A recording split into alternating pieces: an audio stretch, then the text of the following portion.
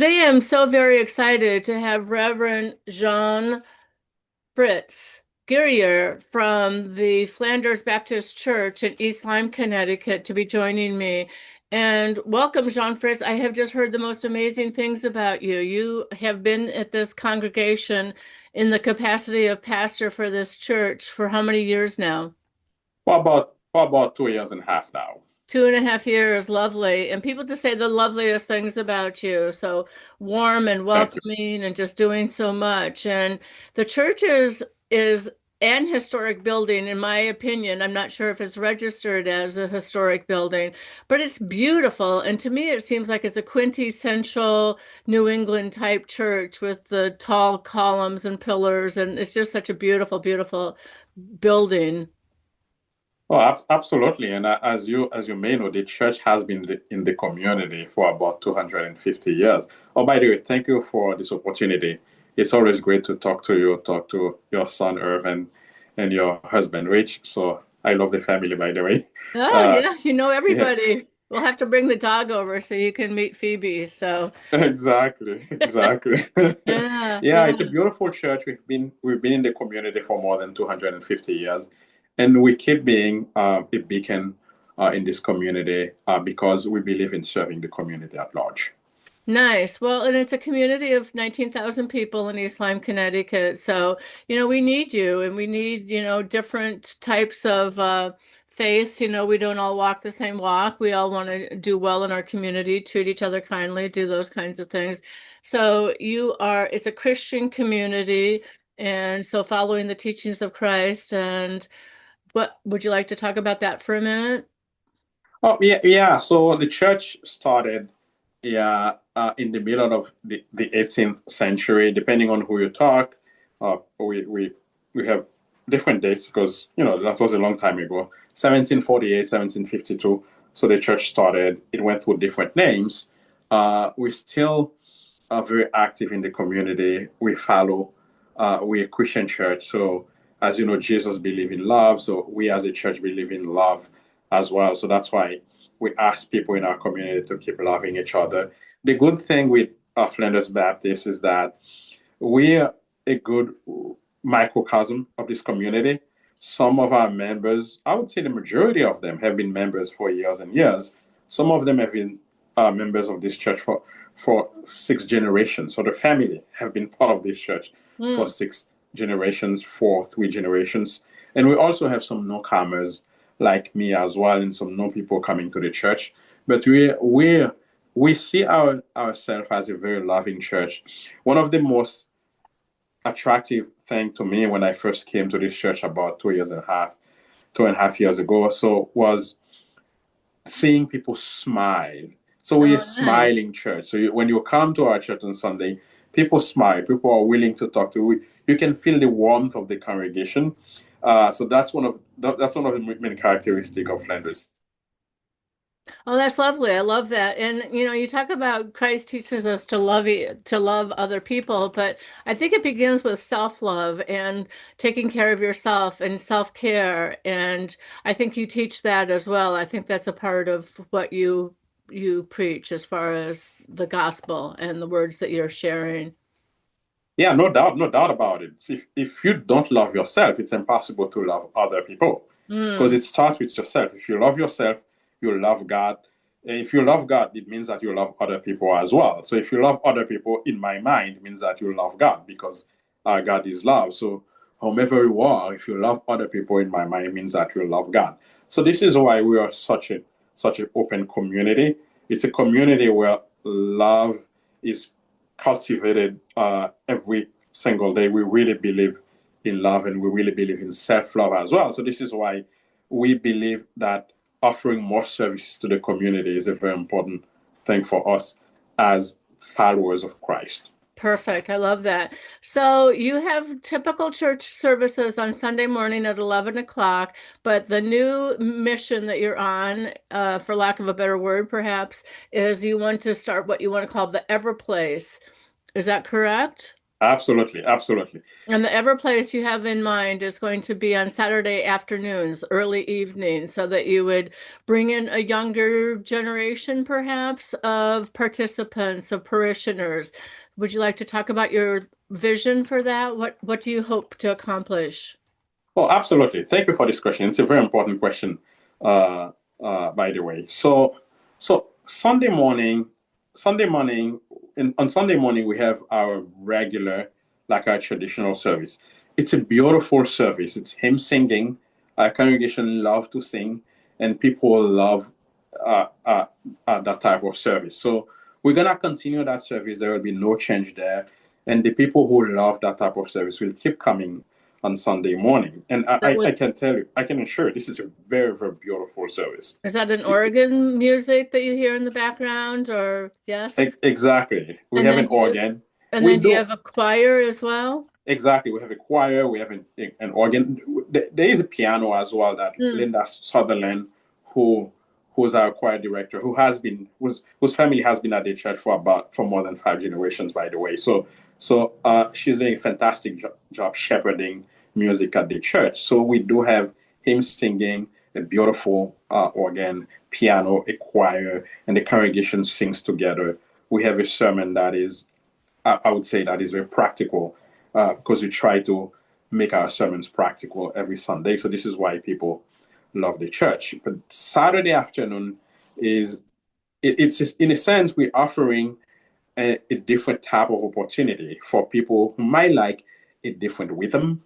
So let me say this quickly. So in the last 30 years, this country went from having 80% of people identifying as Christians to about 67 in the last maybe 2 or 3 years. So it's true that there are statistics, there are surveys that shows that the decline of the church has been leveling out, so meaning that the church is not declining as steeply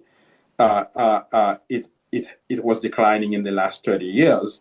But if you look, our eyes can show us that churches are getting smaller. The new generation, especially the people in the 20s, the 30s, early 40s, they don't go to church anymore. Fewer of them go to church. But you also have evidence that uh, they tend to go back to church. They tend to go to churches, the so-called charismatic churches, where there is a lot of music, a lot of contemporary service. The services are more lively. People tend to, to sing a little louder and stuff like that. So for us, creating a Saturday afternoon service is is a no-brainer in the sense that this is a service that can attract younger generation while being open to everyone. So everyone is invited to come to the service, and anyone can have that service. But the younger generation is more attracted to the service. And So, as you know, oh, go so, ahead. John Fritz, Reverend, what kind of music are you envisioning? What are you thinking about? Are you thinking guitar, banjo, drums? What are you thinking about? That's what it is about. So at some point, so we're gonna use technology a lot to create a full band at the beginning. At some point, we would like to have like a full band, but for now, we're gonna start with technologies to create a full band. As you know, technologies allow you to do that, and the music will be contemporary. So instead of singing hymns, and of course, as you know, I have nothing against hymns. I love the hymns that we sing on Sunday. But in a sense, for me, as somebody who was involved in brand management I've had 7 different lives.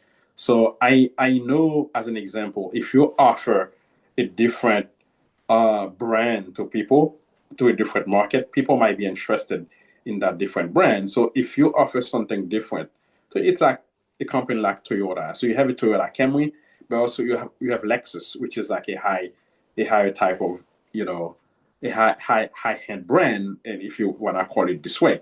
So in a sense, we're trying to do it all. So offer the same service on Sunday morning for people who love like hymn singing, a more subdued service, a more traditional service, and which is a beautiful type of service, by the way.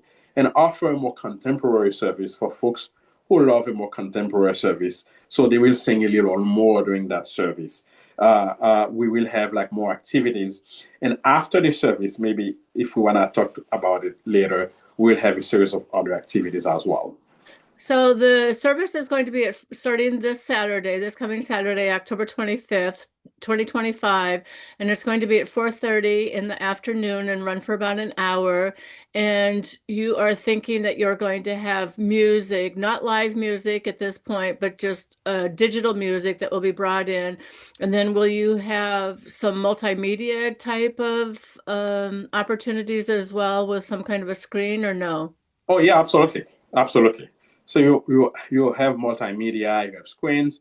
We plan to we plan to have videos during the service because Nice. this, technologies allow people to do a lot of stuff. We don't plan to do that on Sunday morning because we want to keep it a traditional service. But on Saturday afternoon, that's when we will we will we will lose technology. We will wisely, with wisdom, we're gonna use technology to strengthen the relationship between members of our community and reach out to other people in our community as well. Well, I think it's all about engagement, and you want to engage a younger parishioners, younger congregants, people who will come. Now, talk to me a little bit, Reverend, about why it's important. Why do people need to gather? What service does church provide for people? I think to some extent we're living in some troubled times, and I think some people are experiencing things for the first time where they've never seen some of the activities and actions that are going on in our world today. So, how would a church help to mitigate and alleviate some of the pain and suffering that's going on right now? It's a great question. So 1 out of 2 Americans feel anxious today, and we know I've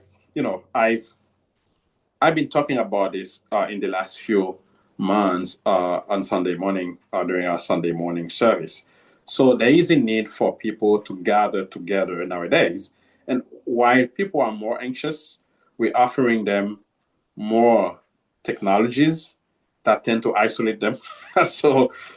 And we're creating virtual realities, and those virtual realities do not always work for people. I'm not against technology, but I'm for a a use of technology that is filled with wisdom. Let's say it this way. So what we're trying to do is while we're going to use technology, but we want to make sure we tell people, hey, it is important for us to get together in person. Of course, the people who cannot come to the service, they can always watch it online, Oh, but so it's it will important. be hybrid. You are going to be offering it simultaneously where we could watch it or be present there on Boston Post Road. Exactly, exactly. So it's gonna be available online as well. So live and after the service, it's gonna be available. But what we want people to understand, it's important for us to meet, to look at each other in the eyes and say, "Hey, I love you, I support you," and that has been working for generations. I believe it will work today. So that's one of the reasons. Like when we started thinking about this service, we decided to call it the Ever Place.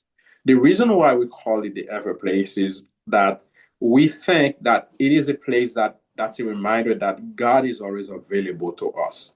The love of God is always available to us. This is a place that reminds us that the love of God is available to everybody, regardless of who you are, regardless of what you've done in your life. The love of God is available to us. But we also have a tagline. Our tagline is first, always open. So, which, as just mentioned, that God is always available to us. Love is always available to us. Gather. So it's important for us to gather together, to meet, to eat together, to sing together, to pray together, to talk to each other, to have deep conversation beyond, hi, how are you doing? I'm having a good day. Once we gather, the second word in the tagline is heal. So it's a recognition that, as you just mentioned it, our society is divided and we need healing in our society. The Ever Place will be a safe place where people can heal together. They can support each other in prayer while talking, while having a great time together. This is why we call it a community service. It's a way for us to serve our community. We know people are isolated. We know people are anxious. We know that people feel like there is chaos in this world. This is a place where people can feel can feel the love of others. This is a place where people can feel safe. And the last word in our tagline is grow. We gather to heal and to grow together, to grow spiritually, to grow in love, love for ourselves, love for other. And when we grow spiritually, it means that we're in a better position to become our best self. And when we become our best self, we are we are our best self for our family, for our friends, and for the larger society. So the ever place, always open, gather, heal, and grow. Well, I think that sounds lovely. And it sounds to me like it's going to be something that will become amplified and grow probably exponentially over time and helping people to understand because you don't just walk into a faith-based facility or place or church and have the wisdom. I think wisdom grows over time. And I think sharing your, like we all have different levels of uncertainty or anxiety, right? So if I can share with you, and then if you can enlighten me, if another person would enlighten me about their mission, their journey, their experience, then that gives me perspective. And then that helps me to become stronger, better, more resilient, right? And I can pass that and share that. Is that kind of the Absolutely. thinking that you're having? Oh, absolutely, absolutely. Because as you know, growth is a process, and Hmm. even healing is a process as well. So it takes time. Like when somebody was hurt, when somebody went through traumatic experiences, and we know a lot of people in our society today have gone through traumatic experiences. They have been hurt by family members, by the church, by organizations, by the larger society. So it's a process. So the healing is a process, growth is a process. But we really strongly believe that the ever place is a place where this can happen. It happens because we believe in God. It happens because we're gonna love each other. It happens because it is a proper venue to grow. It's a proper venue to heal. When you gather here, you put yourself in the best position to heal. And we also would love this to become a family event as well. So we want several generations. If you're a grandpa, come with your kid and your grandkids. Allow yourself to spend a good time together, about an hour. And after the service, we gather in what we call our dining hall, aka our basement. We eat together. We eat together, and that's where I think I call it as somebody who used to be involved in brand management as a former executive, nonprofit or for-profit nonprofit executive or for-profit manager. So I I I I call it our competitive advantage. Most churches will have like a coffee hour at the end of the service where people just have coffee and stuff like that. We see it as a time after the service, or people don't have to stay there by the way if they don't want to. But after the service, we see it as a time when we not only gather together to eat together, but we have during that time mini concerts. We have workshop about mental health, about maybe budgeting, financial development, and stuff. We have stuff like a talent show, or games, or so like a singing contest, whatever you can call it. This is a time, I think, the after service is, or the after meeting, if you want. It's a time for us to grow together, to give a voice to the community. If people want to ask questions to the pastor about the sermon for the day, that's a time when we do it.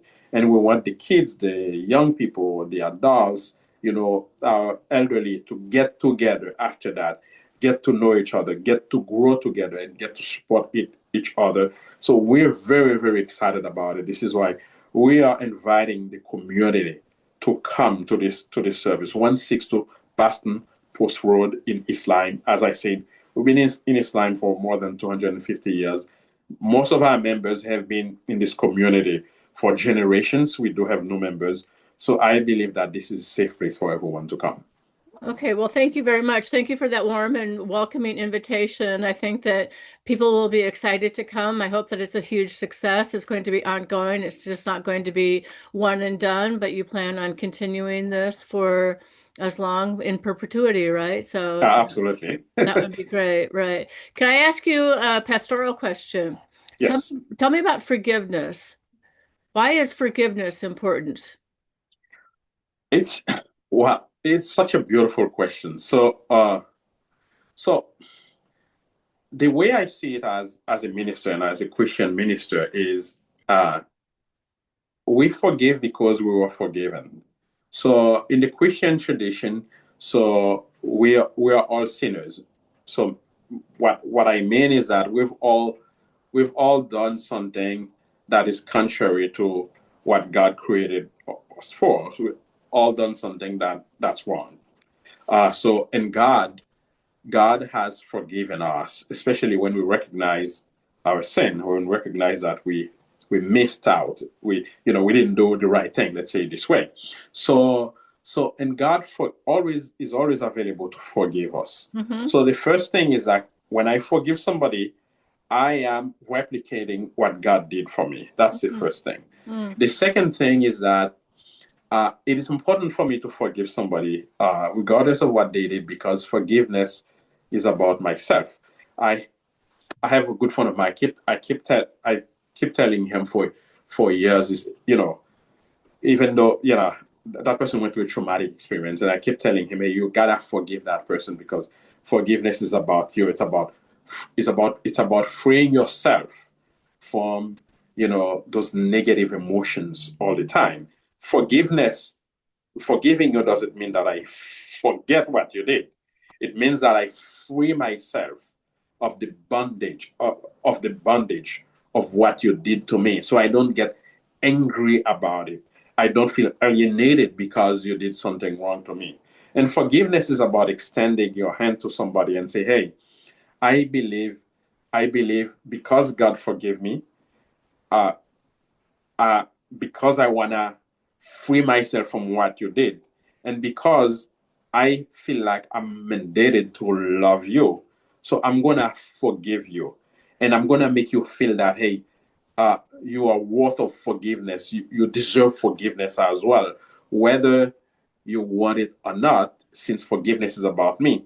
But if you receive forgiveness graciously, what it means for you is that you will less likely be willing to do the same thing you did against me in the past. So forgiveness is about all of that, and I think it's very, very important for us, for human beings, for us humans to forgive each other because we are better when we forgive each other.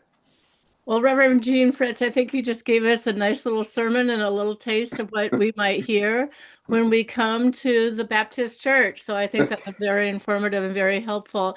And I think that you have a fine pedigree. You were previously working in the banking industry, working for a CEO of nonprofits. You went to Yale Divinity. So you come with quite a repertoire of life experiences that will inform and lead your congregation. So kudos to you, congratulations to you, best luck, best wishes, and please don't hesitate to reach out to anybody in my family how we can help you and continue to grow your congregation and your journey so that you can have huge success.